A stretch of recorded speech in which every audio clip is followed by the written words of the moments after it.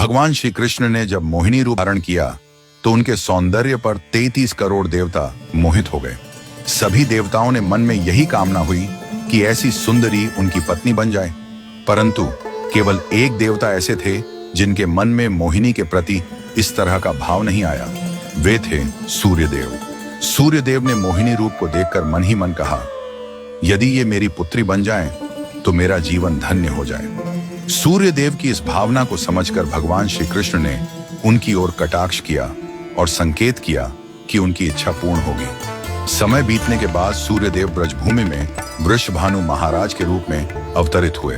वृषभानु जी ने तपस्या की और ब्रह्मा जी से प्रार्थना की कि उन्हें ठाकुर जी की पुत्री के रूप में प्राप्ति हो।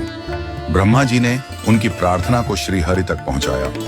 ठाकुर जी ने विचार किया कि वे नंद यशोदा और देवकी वासुदेव के यहाँ पुत्र के रूप में जन्म लेने वाले हैं, लेकिन प्रेम की स्थापना के लिए एक विशेष अवतार लेना होगा।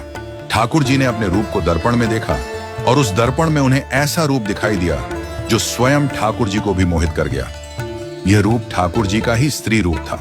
उन्होंने इस रूप को स्थिर किया और लक्ष्मी जी के वस्त्रों, आभूषणों और श्रृंगार सामग्री का उपयोग करके इस दिव्य स्वरूप को सजाया। जब यह स्वरूप पूर्ण हुआ तो ऐसा प्रतीत हुआ मानो सूर्य और चंद्र का एक साथ मेल हो गया हो। यह दिव्य तेज इतना अद्भुत था कि स्वयं ठाकुर जी भी नेत्र मूने को विवश हो गए। जब उन्होंने नेत्र खोले तो उनके सामने श्री राधा रानी का दिव्य स्वरूप प्रकट हुआ। श्री राधा के प्राकट्य का समय सुबह 4 बजे का था, जो ब्रह्म मुहूर्त का समय है। भगवान के अन्य अवतारों का प्राकट्य दोपहर 12 बजे या रात्रि 12 बजे होता है, परंतु राधा रानी का जन्म ब्रह्म मुहूर्त में हुआ, जो नए दिन की शुरुआत का प्रतीक है। यह इस बात का संकेत था कि प्रेम का प्रकाश संपूर्ण विश्व में फैलने वाला है। राधा रानी के अवतरण पर वृषभानु महाराज और कीर्तिदा माता के घर उत्सव मनाया गया। सभी गोप गोपियां ब्रजवासी आनंद में झूम उठे, लेकिन एक अद्भुत घटना ने सबको चकित कर दिया। राधा रानी अपनी आंखें नहीं खोल रही थीं। वृषभानु महाराज और माता कीर्तिदा इस बात को लेकर चिंतित हो गए। कई साधु संत और विद्वान उनके दर्शन करने आए, लेकिन किसी के भी प्रयास से राधा रानी ने अपनी आंखें नहीं खोली। तभी देवताओं के आग्रह पर नारद मुनि वहां आए। उन्होंने राधा रानी के पास बैठकर उनकी स्तुति की। नारद मुनि ने जैसे ही स्तुति गाई, राधा रानी ने पहली बार अपनी दिव्य नेत्रों से नारद मुनि की ओर देखा।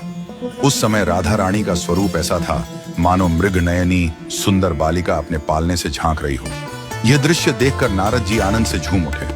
उन्होंने अपनी वीणा और करताल बजाकर कीर्तन प्रारंभ कर दिया और गाने लगे, जय राधे जय वृंदावन वासिनी।